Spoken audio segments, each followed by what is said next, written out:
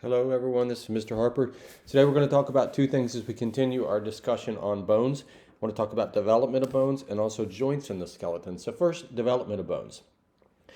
When you are conceived, any human is conceived, your skeleton consists entirely of cartilage as you develop. Before you're born, your bones are not made of bone. Your bones or your skeleton is made of cartilage. Now, it has some advantages. Cartilage is strong. It can support the body, but it's softer and more flexible than bone. And this has some advantages in the birthing process because the birth canal is a very tight place, and the ability for bone to, or the skeleton, I should say, to flex and move and be deformed a little bit is an advantage because it makes it easier for the birth process. So what happens is, as your skeleton develops, that cartilage is gradually replaced by bone. And how this happens is, in your diet, you have minerals. Primarily, the minerals we're concerned about are calcium and, to a lesser extent, phosphorus. There are cells in your skeleton called osteoblasts, and their job is to take the minerals, the calcium and the phosphorus, from your diet and put those minerals into the bone. And as they do that, well, I should say into the skeleton and the cartilage in the skeleton, and as they do that, that cartilage is turned to bone. This process is called ossification. It starts before you're ever born, and it continues in early childhood until your entire skeleton is converted from cartilage into bone, this process of ossification. Now, your bones are not static. What I mean by that is they do not stay the same all the time. We tend to think of like bones are made and then there they are, they're just that way. But no, bones are not dead.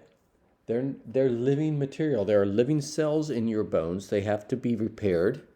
The bone structure itself that is non-living, the cartilage, the calcium and the minerals that are put into your bone, this non-living part, it can weaken over time, so it needs to be replaced. There are cells called osteoclasts. Their job is to break down damaged or weak bone or older bone material, and then the osteoblasts go right back and rebuild that into strong new bone.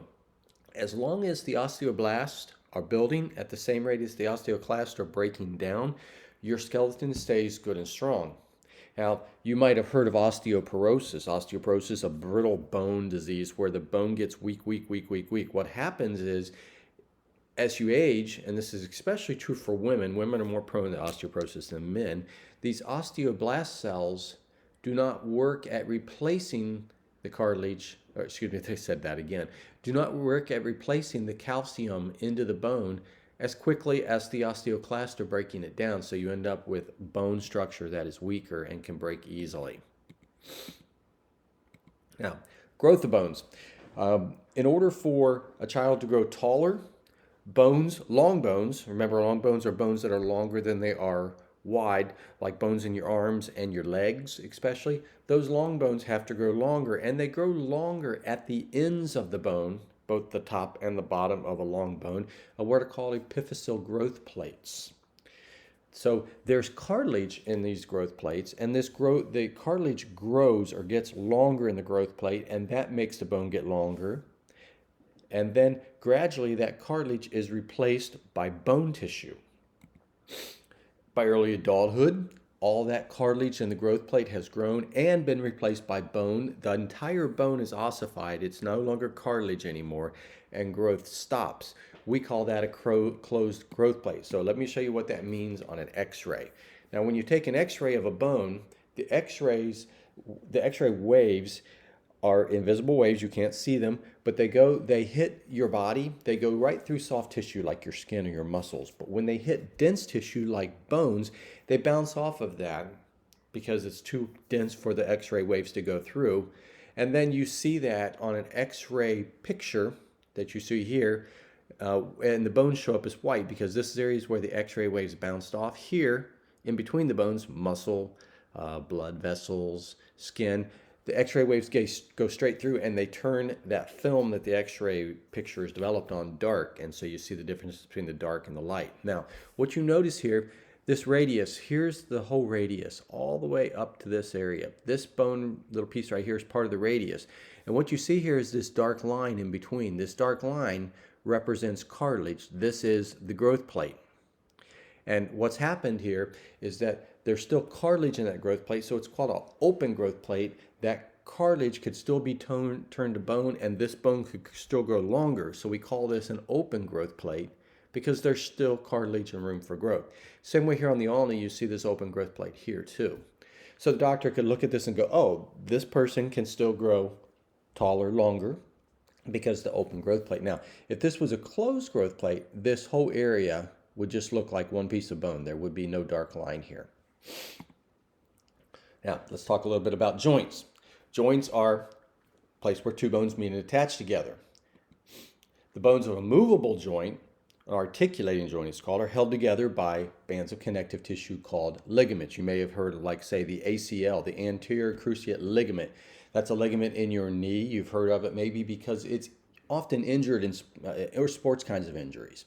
And that ligament holds the bones of the knee together.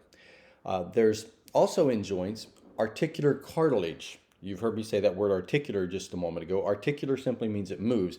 So this articular cartilage are found in joints that move.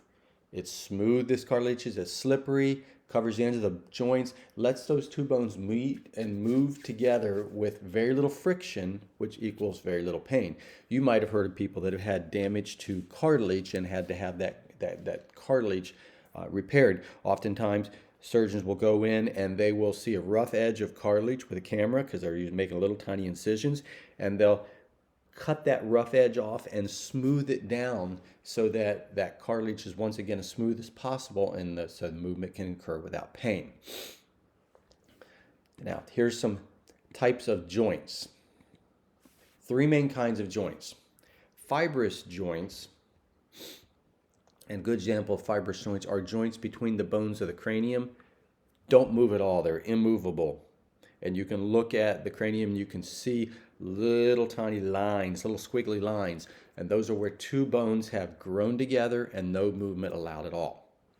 Those kind of joints don't have any cartilage in them because they're not moving. That cartilage helps things to move. There's also no ligaments to attach those bones together because they've grown entirely together and there's no movement.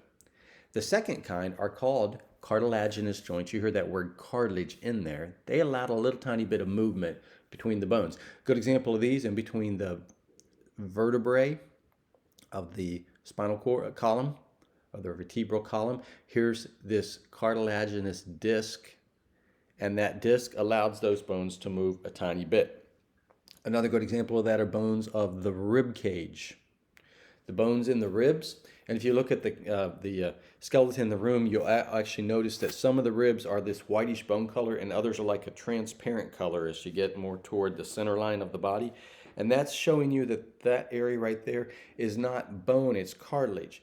And the reason for that is every time you inhale, the ribs have to expand as the lungs expand, and then when you exhale, they go back in. And so there's a little bit of movement in those ribs. Third kind of joint is called a synovial joint that allows lots of movement, like the bones of the knee or the bones of the hip or the elbow or the shoulder are good examples of those kinds of joints. So three main kinds of joints. Here's your fibrous joints. You can see those squiggly lines I talked about found between the bones of the cranium. No movement. Here's the cartilaginous joints. You can see there the white area of the rib cage I talked about and of the little discs in between the vertebrae in the vertebral column. And even down here in the pelvis, where the two pieces of the pelvis come together, there's a little tiny bit of movement allowed there, and those are all cartilaginous joints.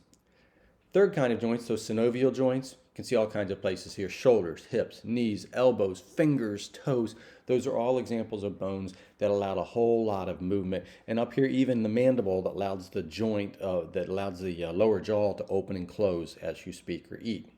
So those are all the three main kinds of joints. Now, of those synovial joints, those freely movable, there's a couple of main kinds. Ball and socket joint allows the greatest movement, range of movement of all joints. Those are found in your shoulders and in your hips. Hinge joints go back and forth like the hinge of a door. Good example of that is your knee or your fingers at the joint in your fingers. not down here at the knuckle, but in the finger itself, or in the elbow that lets it go back and forth, back and forth. Those are hinge joints. Pivot joints, good place to find a pivot joint is the top of the vertebral column. Pivot joint lets your neck move around and around and around. Saddle joints, found at the base of the thumb. Thumb has some very interesting movement. It can go around and around, but it can't go backwards, and that's a saddle joint. And gliding joints. Gliding joints sound just what they sound like, where bones glide over the top of one another. A good place to find gliding joints are in your wrists or in your ankles. And so here's some places you can see those joints. Saddle here at the base of thumb, the ball and socket here in the shoulder, pivot joint here in the ulna, so there, which is at your elbow. And it's an interesting thing, you can move your elbow, your arm up and down, and that's a hinge joint, but you can also rotate your elbow, or excuse me, yes, you rotate your elbow by turning your hand over, and that's a pivot joint. And then here's a hinge joint at the knee and gliding joints in the wrist. So a couple more things to say about joints. We talked about ligaments that connect the bones together. There are also tendons in joints. Tendons connect bone to muscle. There's synovial fluid in joints. These are all in joints that are freely moving. That synovial fluid is like an oil or lubricating fluid that lets the bones move without friction. There's little things called bursae, little tiny filled sacs of liquidy substance, kind of like jelly, that cushions the joint.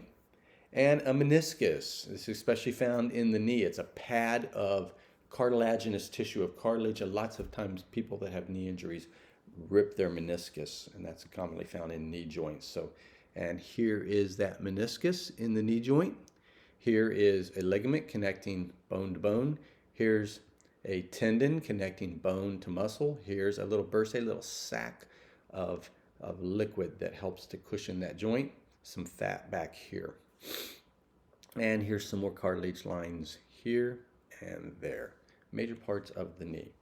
All right, so we've talked about development of bones, and we've also talked about joints. We'll continue our discussion next time.